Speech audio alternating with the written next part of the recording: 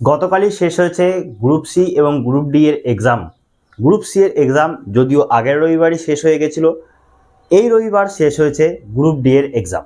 অর্থাৎ WBSSCর জন্য যারা যারা প্রিপারেশান নিচ্ছিলে তাদের প্রিপারেশনের যে অন্তিম পর্যায়ে, যে অন্তিম লগ্ন, তা কিন্তু শেষ হয়েছে। এখন সবার মনে একটাই প্রশ্ন, এই ওয়েস্ট বেঙ্গলের বুকে দাঁড়িয়ে এত কষ্ট করে এক্সাম দেওয়ার পরে এক্সাম হলে রিয়েলিটি দেখে, এক্সাম সেন্টারগুলোর রিয়েলিটি দেখে এবং তৎপর WBSSC গ্রুপ সি গ্রুপ ডির যে এক্সাম হলো সেই রিলেটেড কমিশনের যে বিজ্ঞপ্তি কাল সন্ধ্যাবেলায় প্রকাশিত হয়েছে, এগুলো দেখার পরে আমাদের মনে আর কতটা আশা রয়েছে যে আমরা কি চাকরিটা পাবো, নাকি একেবারে যেমন আগেও হয়েছে সেরকমই হয়ে যাবে, এই প্রশ্ন এখন সবার মনে। তো দেখো, প্রথমেই যে কথাটা তোমাদের বলার সেটা হলো WBSSC গ্রুপ সি গ্রুপ ডির এক্সামের কোশ্চেন সোজা হয়, এটা বরাবরই, কিন্তু এবারে একটু অতিরিক্তই সোজা করা হয়েছে। ঠিক আছে, সোজা প্রশ্ন হলেও সবার জন্য সহজ, কঠিন হলেও সেটা সবার জন্য কঠিন। ঠিক এ কথাকে মাথায় রেখে গ্রুপ সির যে কোশ্চেন হয়েছিল সেই কোশ্চেনে আমরা দেখেছিলাম যে দু একটা ট্রিকি কোশ্চেন ছিল, তবে সেই তুলনায় গ্রুপ ডির এক্সামে কিন্তু ট্রিকি কোশ্চেন বেশ কয়েকটা ছিল, 3-4টে প্লাস কিন্তু ট্রিকি কোশ্চেন ছিল।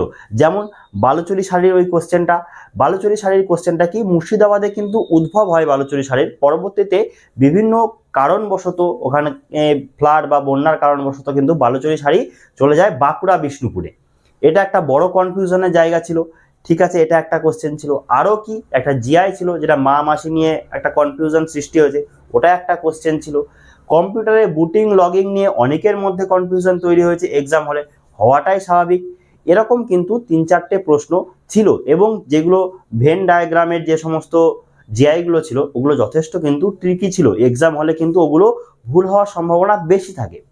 সেখানে দাঁড়িয়ে গ্রুপ সির তুলনায় গ্রুপ ডির কোশ্চেন কিন্তু একটু ট্রিকি ছিল, এটা বলাই যায়।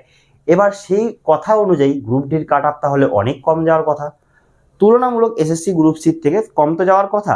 কিন্তু তা সত্ত্বেও আমরা কি দেখতে পেলাম, চারিদিকে সেই দুর্নীতি, সেই মোবাইল নিয়ে এক্সাম হলে ঢুকে যাওয়া, ইভেন এক্সাম হলে মোবাইল নিয়ে যে এন্টার করেছে তার জন্য কতজনের যে চাকরি বাতিল করা হয়েছে, কতজনকে ওখান থেকে বের করে দেওয়া হয়েছে, তার লিস্টও কিন্তু কমিশন দ্বারা প্রকাশ করা হয়েছে।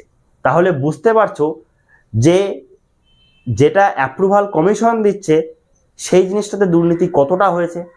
যখন অ্যাপ্রুভাল আমরা পাই না তখনই দেখতে পারি কত দুর্নীতি, যেখানে অ্যাপ্রুভাল পড়েছে তাহলে কি লেভেলের এখানে স্ক্যামগুলো তৈরি হয়েছে। তো দেখো, এত কিছুর পরেও যেটা আমরা আশা নিয়ে পড়ে আছি যে গ্রুপ সি গ্রুপ ডি এর চাকরি কি এরপরেও পাওয়া সম্ভব। দেখো, অসম্ভব বলে তো এই পৃথিবীতে বা দুনিয়াতে কিছু হয় না, তো সম্ভব সব কিছুই, কিন্তু কোন লজিকে বা কোন ইকুয়েশনে সম্ভব।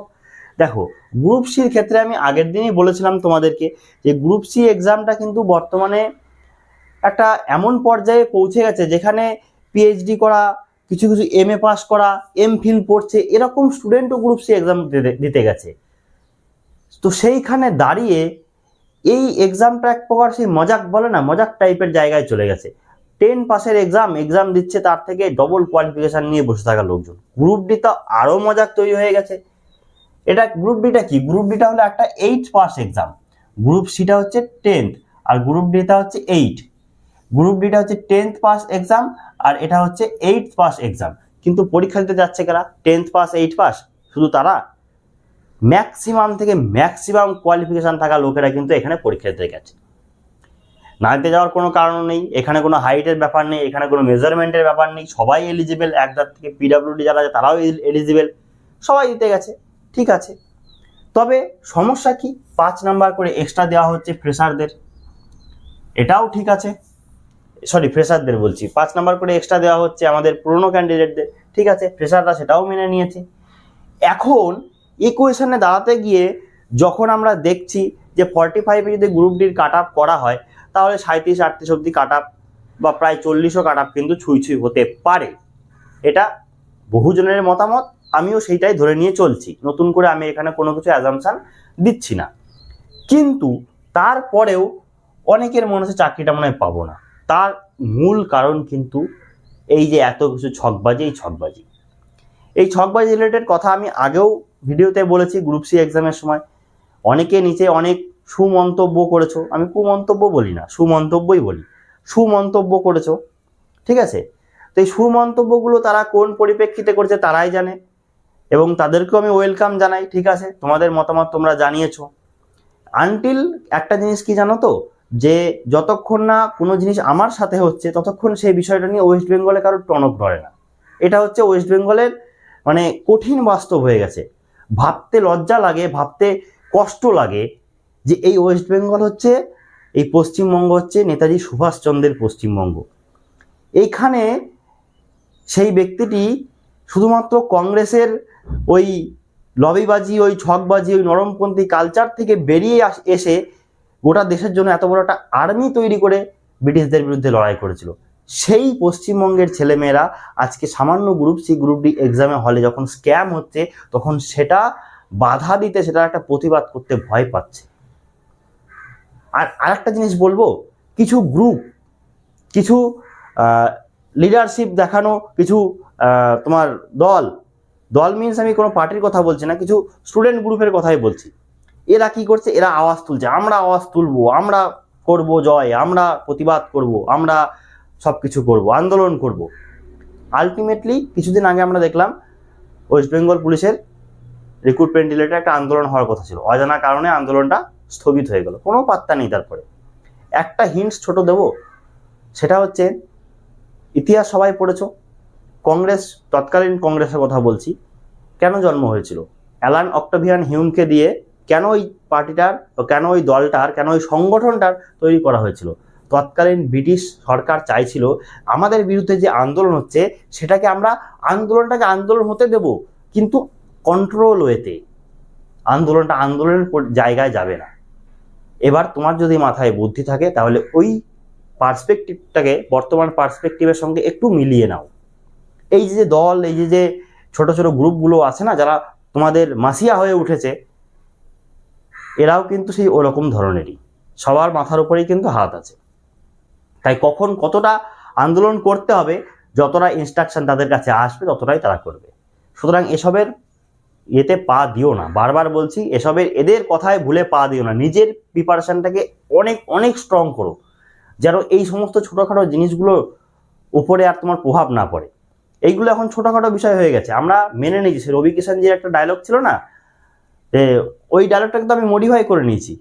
ওয়েস্ট বেঙ্গলে जली को आग कहते, आग नहीं कहते, जली को राख कहते हैं और बुझी को आग कहते हैं। अब तुम समझ लो, जली के आग नहीं कहते, जो যেটা জ্বলছে সেটাকে আগ বলে না, এখানে সেটাকে রাখ বলে। তুমি একবার প্রতিবাদ করো, তুমি জ্বলে ওঠো, তোমাকে রাখ বানিয়ে দেওয়া হবে। ঠিক আছে, ঠিক উল্টোটা, যে রাখ হয়ে গেছে তাকে আমরা জ্বলছে, সে প্রতিবাদ করে, তাকে আমরা ভালো বলে এখানে ডেসক্রাইব করি। ঠিক আছে, আর ওয়েস্ট বেঙ্গলের সরকারি চাকরির যে পরীক্ষা সেগুলোকে স্ক্যাম कहते हैं। ঠিক আছে, এইটা হচ্ছে ওয়েস্ট বেঙ্গলের বর্তমান রিয়েলিটি হয়ে গেছে। কিন্তু আমাদের কি করা উচিত এখানে দাঁড়িয়ে? আমাদের হাতে কতটা আছে, যতটা আমাদের প্রতিবাদ করতে হবে। বাকিটা কি করতে হবে?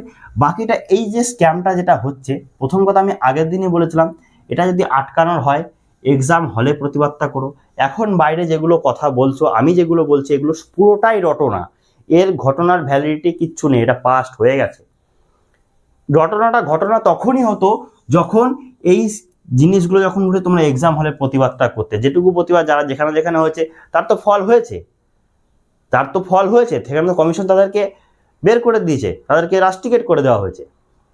তো আরেকটু সাহস যদি নিতে, তাহলে হয়তো এরকম কিছু ঘটনা আরও ঘটতো, যাতে তোমাদের যে রিক্রুটমেন্টটা, তোমাদের যে নিজেদের চাকরি পাওয়ার প্রবণতা, সেটা অনেক বেশি বেড়ে যেত। ঠিক আছে, সব সময় শুধুমাত্র কাউকে একটা দোষ দিলাম, সরকারকে দোষ দিলাম, ব্লেম দিলাম, এতে কোনো লাভ হয় না। সরকার জনগণের প্রতিনিধি, জনগণ যেমন হবে সরকার তেমনই হবে, আমি বারবার এই কথাটা বলি। সুতরাং নিজেরা কি করছি, কোনো একটা সময় কারোর দিকে আঙুল তুলে না, বাকি আঙুল কটা দেখো আমার নিজের দিকে থাকে। সুতরাং আমি যখন কাউকে উংলি করছি, তার আগে আমার নিজের ভাবা উচিত যে আমি এই বিষয়ের জন্য কতটা দায়ী। ঠিক আছে, তো সুতরাং সেই জিনিসটা নিয়ে যত এখন কম আলোচনা করবে তত বেটার, কারণ এই জিনিসটা ঘটে গেছে, এটাকে নিয়ে আর তুমি ভেবে লাভ নেই কোনো।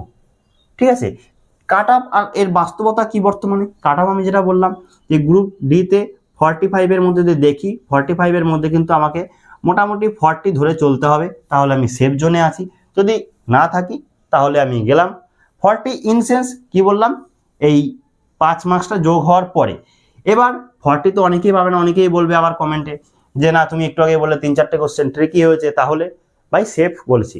সেফ জিনিসটা কি? সেফ জিনিসটা আমার যদি 2 হয় আমি সেটাকে 10 করে রাখলে তবে আমি সেফ, এইটা বলার চেষ্টা করছি, কথা বোঝো একটু। তো সেখানেও যদি মোটামুটি আমি 37 to 38 পাই, এটা কিন্তু মোটামুটি বলতে পারি যে আমি একটা চান্স আমার রয়েছে। গ্রুপ সির ক্ষেত্রেও বলেছিলাম, গ্রুপ সির ক্ষেত্রে যদি ওটাকে আমরা 75-এ দেখি, 75-এর মধ্যে 9 করে তুমি ধরে নাও 67, 68 এই জায়গাটা করে তোমাকে আসতে হবে, তা না হলে সেফ তো বলবো না ভাই, কাট আপ নিচে নামতেই পারে। কাট আপ মানে কি? যারা সিলেকশন হয় তাদের মধ্যে সর্বনিম্ন মার্কস যার আছে সেটা হচ্ছে কাট আপ। আমি তোমাকে সেফ জোনের গল্প বলছি, আমি তোমাকে থরি কাট আপের গল্প বলছি। কাট আপের এই বাস্তবতাটা কিন্তু তোমাদেরকে বুঝতে হবে। যারা কাট আপ বলছে তারা লোয়ার স্কোর বলছে, লোয়ার স্কোর 8-2 নেমে গেলে কি করবে তুমি? সব আশায় জল ঢেলে গেল। সুতরাং এই যে জিনিসটা, এই জিনিসটাকে বর্তমানে কিন্তু আমি বলবো একটু বাদ দাও, এই চিন্তাভাবনাটা একটু বাদ দাও।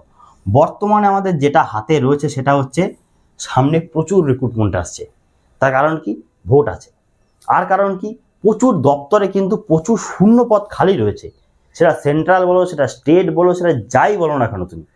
তো কাজেই এই জিনিসগুলোতে না আমাদের বর্তমানে খুব বেশি বেশি করে ফোকাস দেওয়া উচিত। সামনে group D already form fill up চলছে, রেলওয়ে গ্রুপ ডি, এরপরে এনটিপিসি আবারও আসবে শোনা যাচ্ছে, তারপরে এএলপি আসবে শোনা যাচ্ছে, এরকম বহু ভ্যাকেন্সি টেকনিশিয়ান থেকে শুরু করে প্রচুর ভ্যাকেন্সি আসবে বলে শোনা যাচ্ছে।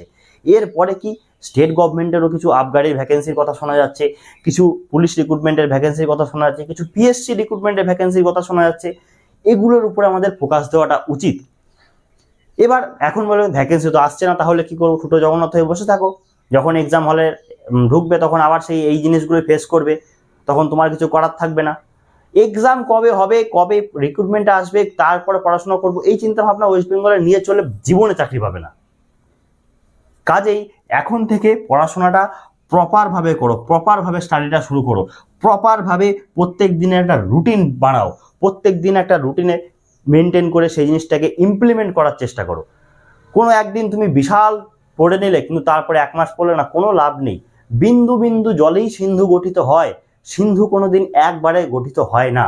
সুতরাং তোমাকে বিন্দু বিন্দু পড়ো, তুমি প্রতিদিন 1 ঘন্টা করে পড়ো, যদি মিনিমাম আমি বললাম, কিন্তু ওইটা যদি তুমি 1 ঘন্টা সলিড রেগুলারিটি মেনটেন করে চলো, তুমি 1টা বছর পরে তুমি নিজেকে আয়নার সামনে দাঁড়িয়ে বিচার করো যে এই 1 বছর আগের মানুষটার 1 বছর পরের মানুষটার মধ্যে তফাৎ আছে কি নেই।